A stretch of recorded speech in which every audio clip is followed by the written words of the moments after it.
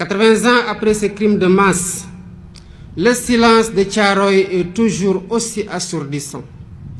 Les murmures venus d'outre-tombe nous interpellent avec fracas, pendant que l'ampleur de ce crime demeure minimisée et souvent même niée par certains milliers des héritiers de ceux qui l'ont commis. Sur cette terre blessée de Thiaroye résonnent encore les rafales sifflant au bout des canons, comme pour rappeler que l'horreur est toujours là, entière, immortelle.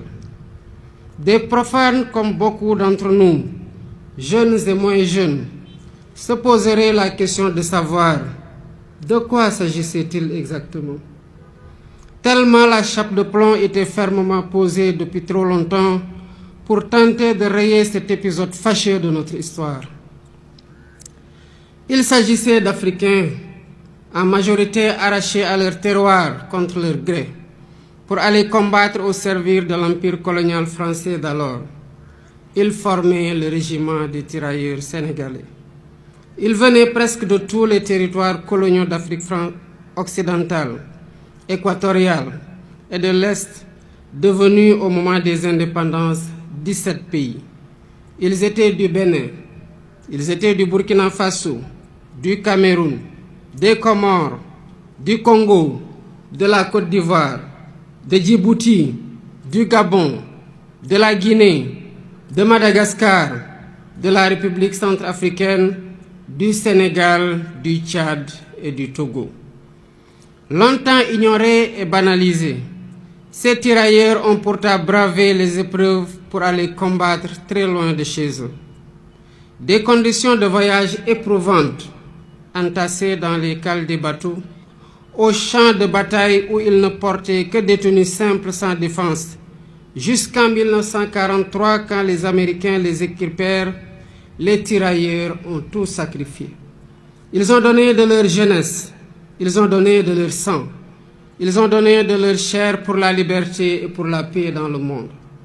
Excellences, Mesdames et Messieurs, malgré les pertes énormes sous les balles nazies, les faits d'armes du régiment des tirailleurs sénégalais sont incontestables et ont grandement contribué à la victoire des Alliés. Qu'il s'agisse entre autres de la libération de la Tunisie, du débarquement à l'île d'Elbe, de la libération de Toulon et de celle de Paris, ils ont tenu leur rang en combattant de manière acharnée, parfois jusqu'au sacrifice suprême, pour conquérir une localité ou tenir une position. Ils méritent tous les honneurs, ils méritent notre respect, ils méritent notre admiration. Mais la suite de l'histoire est à l'inverse de ces immenses sacrifices consentis. À la place d'éloges et de reconnaissance, l'ordre fut donné de neutraliser ceux qui avaient enduré la ségrégation dans les prisons allemandes et la rigueur de la captivité. L'irréparable se produisit le 1er décembre 1944, ici à Thiaroye, quand le général Dagnan ordonna de tirer sur des innocents désarmés, dont le seul tort a été de réclamer le paiement de leurs indemnités, primes et autres allocations. C'était là un acte prémédité, visant à réprimer des revendications légitimes, à dissuader d'autres et à perpétuer l'ordre colonial. Le crime fut commis et les faits sont incontestables. Voilà le sort qui a été réservé à certains qui ont contribué à écrire dans le sang et la sueur la glorieuse histoire de la libération. Aujourd'hui, par devoir de mémoire, de vérité et de justice, nous ne pouvons oublier l'horreur des exécutions sommaires ici au camp de Thiaroye. Il est impératif de rappeler l'histoire, toute l'histoire, sans trop de mémoire. C'est ce qui fonde l'essence universelle des valeurs de paix, de liberté et d'égale dignité attachées à la nature humaine.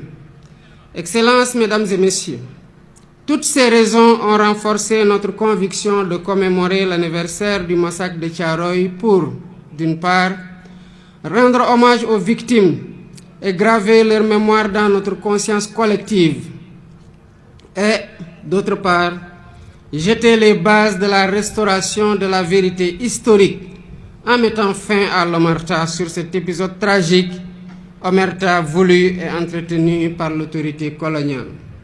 Ce faisant, il ne s'agira pas d'une porte ouverte pour susciter le ressentiment ni entretenir la colère et la haine. Non. Ce que nous faisons ici relève du devoir de mémoire contre l'oubli et pour la manifestation de la vérité des faits, pour nous acquitter d'une dette morale vis-à-vis des tirailleurs et de leurs familles. C'est pourquoi nous avons mis en place un comité international de chercheurs indépendants pour aider à la reconstitution exacte des faits et à une meilleure connaissance de cette séquence de notre histoire partagée avec la France.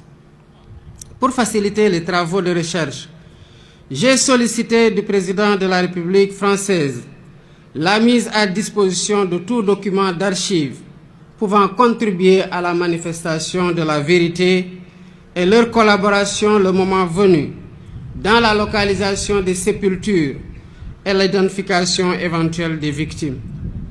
Je salue l'ouverture des autorités françaises actuelles qui ont accédé à notre requête pour la manifestation de la vérité. Ainsi, avant cette commémoration, des membres du Comité international de chercheurs se sont rendus en France et ont eu des séances de travail avec les autorités françaises et les responsables des sites où sont présumées gardées les archives manquantes. Les recherches se poursuivront après la commémoration. La France vient également de franchir un pas important dans la restauration de la vérité, grâce au président Emmanuel Macron, qui m'a adressé une lettre il y a 3 jours pour assumer que les événements de Thiaroye en 1944 ont abouti à un massacre. Je salue son courage moral. Par ce geste, la France accède à une vieille et légitime demande de reconnaissance. Il s'agit d'une avancée appréciable dans le processus de réhabilitation de l'honneur et de la dignité des tirailleurs victimes, à la suite de la déclaration du président François Hollande au cimetière de Thiaroye le 30 novembre 2014, quand il saluait, je cite, « la mémoire d'hommes qui portaient l'uniforme français et sur lesquels la France avait retourné les fusils ». Toutefois, il reste encore beaucoup de zones d'ombre de cette histoire, notamment le nombre de tirailleurs exécutés. 2 rapports contradictoires des autorités coloniales parlent de 35 et 70 morts, pendant que d'autres témoignages évoquent des centaines de morts et de nombreux blessés. Les archives réclamées permettront, d'après les chercheurs, de savoir comment on en est véritablement arrivé à la tragédie de Thiaroye, d'avoir une lecture plus fidèle de l'état d'esprit des tirailleurs rapatriés, de leur nombre exact, de leur identité, de leurs origines, des lieux où ils sont enterrés, des épreuves endurées, des frustrations et humiliations subies, ainsi que du montant qui est dû à chacun. Ce travail est complexe. C'est pourquoi je lance un appel aux acteurs étatiques et non étatiques de tous les pays concernés, y compris la France, aux historiens et chercheurs de tous bords, afin de joindre nos efforts pour porter un regard lucide sur cet épisode sombre de notre histoire commune. Excellences, Mesdames et Messieurs, identifier les victimes et situer les responsabilités est essentiel pour ouvrir la voie à une réconciliation sincère. C'est l'occasion pour moi de rendre un vibrant hommage à tous les Africains et non-Africains qui se sont toujours battus pour que l'histoire des tirailleurs et du massacre de Thiaroye soit préservée de l'oubli et de la falsification. Je pense aux précurseurs, aux hommes et femmes politiques. Je pense aux intellectuels, écrivains, poètes, cinéastes, artistes. Je pense aux bonnes volontés, personnes physiques et morales. Sans la synergie de tous ces efforts, le combat pour la justice et la vérité n'aurait pas prospéré. Mais cette vérité exige encore d'être pleinement révélée, transmise et reconnue. Nous devons encourager cette dynamique pour restaurer la mémoire et la dignité des tirailleurs sénégalais. Pour ma part, j'initierai plusieurs mesures de réappropriation de cette histoire commune avec 16 pays africains frères. Premièrement, un mémorial en l'honneur des tirailleurs sera érigé à Thiaroye pour servir de lieu de recueillement et de mémoire ouvert à toutes les nations dont ils étaient originaires, ainsi qu'au public. Deuxièmement, un centre de documentation et de recherche dédié aux tirailleurs sera érigé pour conserver la mémoire. Ce centre recueillera des archives, témoignages et récits, tout en soutenant la recherche et l'éducation autour de cette histoire partagée. Troisièmement, des rues et des places porteront le nom de cet événement tragique, de ces soldats, pour inscrire leur sacrifice dans notre quotidien et notre histoire collective. Quatrièmement, l'histoire de Thiaroye sera enseignée dans les curricula éducatifs. Ainsi, les générations futures grandiront avec une compréhension approfondie de cet épisode de notre passé. Cinquièmement, la journée du tirailleur est désormais fixée le 1er décembre de chaque année, jour de commémoration du massacre de Thiaroye. Excellences, Mesdames et Messieurs, l'histoire de la guerre et des répressions armées n'est jamais ordinaire. Elle est rarement racontée de façon intégrale. Ce fut le cas de la Seconde Guerre mondiale et surtout ses conséquences dans les colonies, qui connurent des répressions innommables. Thiaroye 1944, Sétif et Guelma en Algérie en 1945, Hanoï et Haiphong au Vietnam en 1946, Madagascar en 1947, Douala au Cameroun ou Dimbokro en Côte d'Ivoire en 1948-1949 et bien d'autres lieux.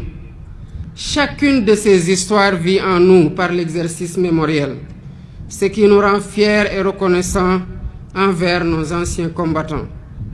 Rendre hommage à ces tirailleurs n'est pas seulement pleurer nos martyrs, c'est porter leur combat et en faire un levier pour réinventer nos rapports avec nous-mêmes, avec notre histoire et avec les héritiers de ceux-là qui ont été les auteurs de la tragédie. C'est dire au monde que les tirailleurs sénégalais n'étaient pas des mercenaires, mais bien les défenseurs d'une dignité humaine universelle. C'est proclamer haut et fort que cette dignité, si longtemps bafouée, ne sera jamais, plus jamais sacrifiée sur l'autel du silence et de l'oubli. Le massacre de Thiaroye est une blessure, mais il est aussi une leçon qui nous enseigne que la fraternité, l'unité et le refus de l'oubli sont les armes les plus puissantes dont disposent les peuples libres pour écrire leur avenir. Que cette commémoration, 80 ans après, ne soit pas qu'un moment de recueillement, qu'elle soit un serment renouvelé, un serment de justice, un serment de mémoire, un serment de vérité. Pour que plus jamais Thiaroye et les événements similaires ne se répètent sous aucune forme, nulle part ailleurs dans le monde. Nous honorons aujourd'hui des héros, et en les honorant, nous nous rappelons que nous avons nous-mêmes un devoir, celui de leur être fidèles, fidèles à leurs valeurs, fidèles à leur combat et fidèles à leur vision d'un monde plus juste. Ensemble, pour la vérité historique restaurée du massacre de Thiaroye, pour la justice, la liberté et la dignité pleine et complète.